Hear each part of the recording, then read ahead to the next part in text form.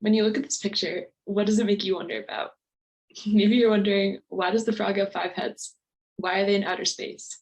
Why is there a unicorn horn? These are all great questions. And if you dive even a little deeper, you might get to some of the questions the children in the Philosophy with Children program I led as part of my senior thesis in the fall were posing. And so this program was composed of 12 Hamilton students who participated in an independent study I was leading. And as part of this independent study, they were designing philosophy with children lessons that they posted on a website.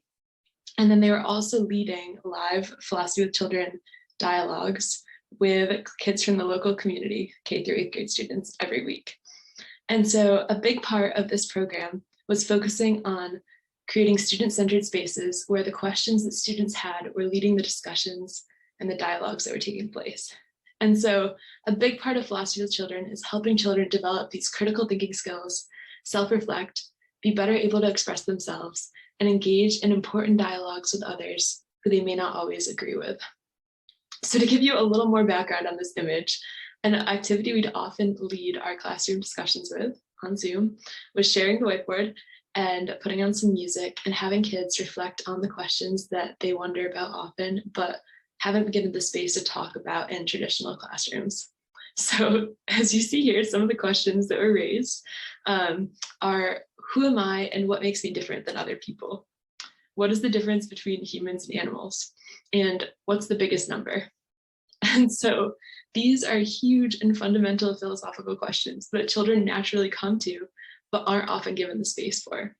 So a big point and goal of philosophy for children is to try to keep these questions coming and preserve the sense of wonder so that children keep questioning the world around them as they age. And so the independent study that I was leading with Hamilton students didn't have any grades, and it was really focused on community building, both within ourselves and with the Clinton community, and also experiential learning. And so through this experience, I learned a lot about intrinsic motivation and how important it is to have this experiential component where students can apply what they're learning to the real world and get instant feedback and see outcomes. And so a big part of this was paralleling the college space and the Zoom spaces with elementary students.